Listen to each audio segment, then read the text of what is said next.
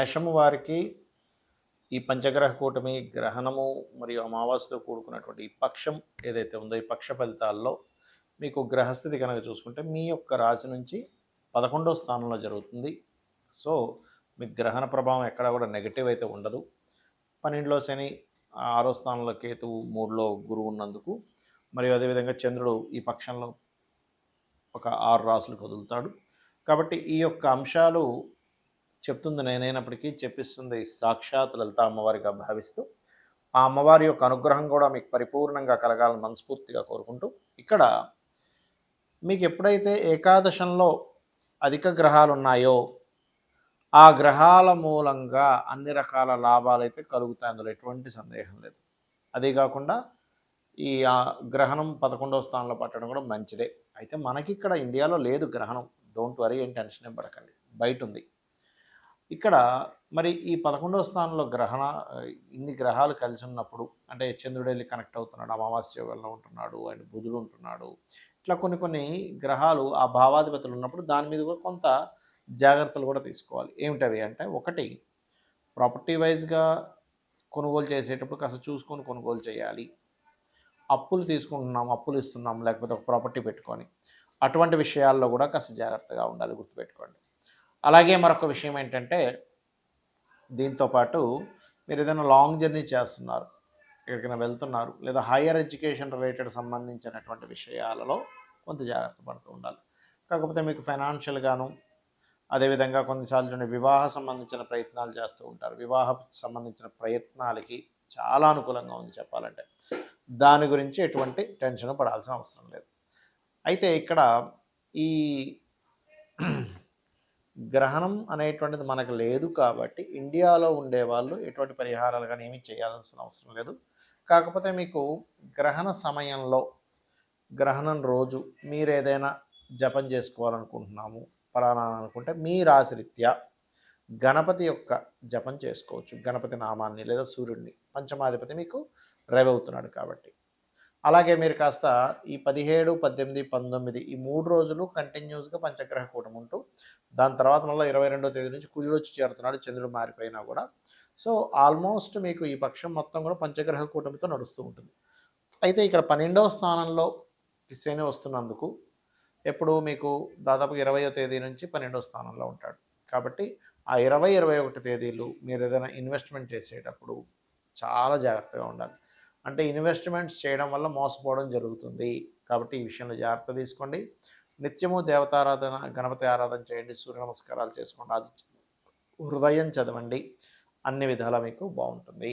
ఈ పంచగ్రహ కూటమి ఎప్పుడూ మనకి కనీ విని ఎరుగినటువంటి వింతలని విశేషాలను ఇస్తున్నాం. మనం చాలా వీడియోల్లో చెప్తూ వస్తున్నాం. అదే రకంగా మనకి బంగారం రేట్ అనుకోండి, ఆల్రెడీ మనం 4-5 నెలల క్రితం సిల్వర్ అసలు ఎందుకు పెరుగుతుందో తెలియదు అని చెప్పుకున్నాం. అదే రకంగా అంతే రేంజ్లో పెరిగింది, 1,425 దాకా వెళ్ళింది, మళ్ళీ వెనక్కి వచ్చింది. అయితే ఇక్కడ నేను చెప్పేది ఏంటంటే, ఈ ఫ్లక్చువేషన్స్ ఈ ఒక్క రోజుతో కాదు, ఈ బంగారం, వెండి, మెటల్స్ యొక్క ధరలు విపరీతంగా పెరుగుతాయి, విపరీతంగా తగ్గుతూ ఉంటాయి. సో ఇది ఒక ఆపర్చునిటీగా భావించండి. సరిగ్గా దాన్ని ప్లాన్ చేసుకునే వాళ్ళకి ఆపర్చునిటీ, సరిగ్గా ప్లానింగ్ లేని వాళ్ళు నష్టపోతారు. రైట్.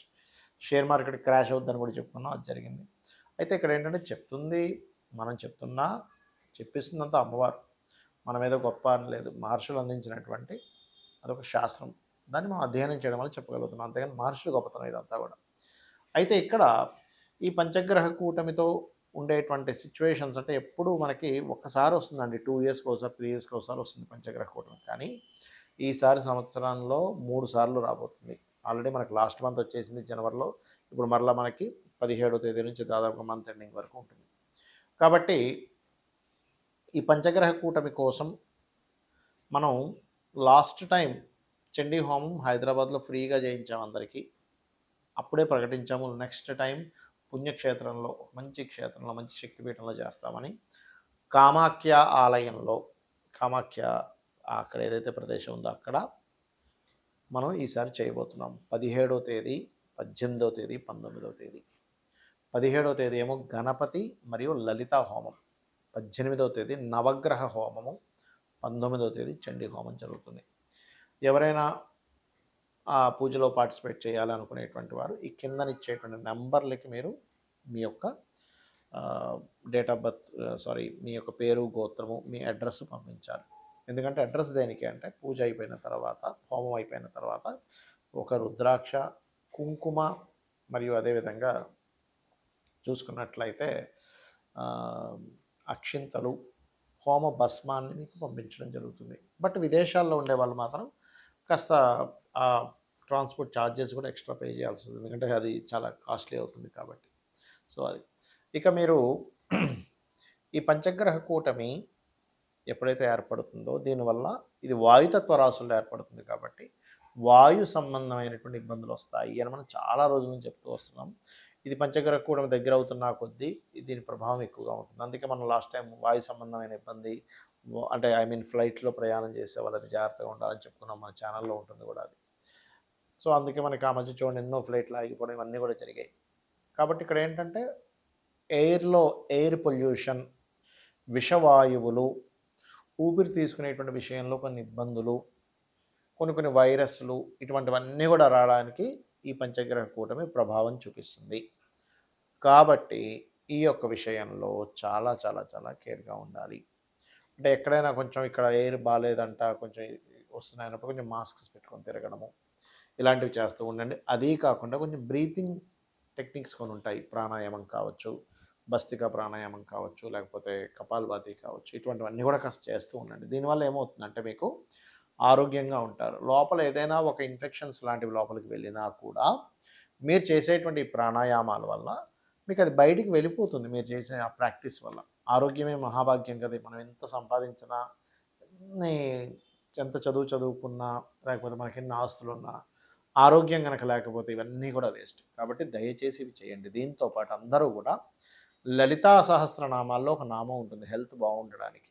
ఓం సర్వవ్యాధి ప్రశమని సర్వమృత్యు నివారిణి అగ్రగణ్య అచింత్య రూప కలికల్మషనాశిని నమః అని మంత్రం చేసుకోండి. ఇది రోజు ఒక అరగంట నుంచి 40 నిమిషాలు, గంట చేసుకున్నా పర్లేదు. ఇది చెయ్యండి. దీనివల్ల ఏమవుతుందంటే ఖచ్చితంగా బాగుంటుంది. అలాగే ఇప్పుడు ఏమంటే ఈ పంచగ్రహ కూటములు ఏర్పడుతున్నాయి కదా, ఈ సమయాల్లో మనం ఏదైనా మంత్రం చేసుకుంటే మంచిది అని అనుకుంటే కనుక నేను చెప్పేది ఒకటే. మీరు ఫైనాన్స్ కోసం ఇబ్బంది పడేవారు ఓం సంపత్కరీ సమారు కూడా సింధుర వ్రజ సేవితాయ నమః చేసుకోవచ్చు. వివాహం కోసం ఇబ్బంది పడుతున్న వారు ఓం కామేశబద్ధ మాంగళ్య సూత్ర శోభిత కందరాయ నమః చేసుకోవచ్చు. అప్పులు ఎక్కువగా ఉన్నాయి ఓం అపర్ణాయ నమః చేసుకోవచ్చు. ఇలా ఒక్కొక్క దానికి చేసుకోవచ్చు. అయితే ఎప్పుడైతే మనకి గురువు ఇంత అతిచారంలో ఉన్నాడో, మనకి లాస్ట్ టైం మనం సిల్వర్ రేట్ పెరుగుతుందని చెప్పడానికి కూడా కారణం గురువు అతిచారంలో 3 రాసులు మారుతున్నాడు, అందుకే చెప్పుకున్నాం.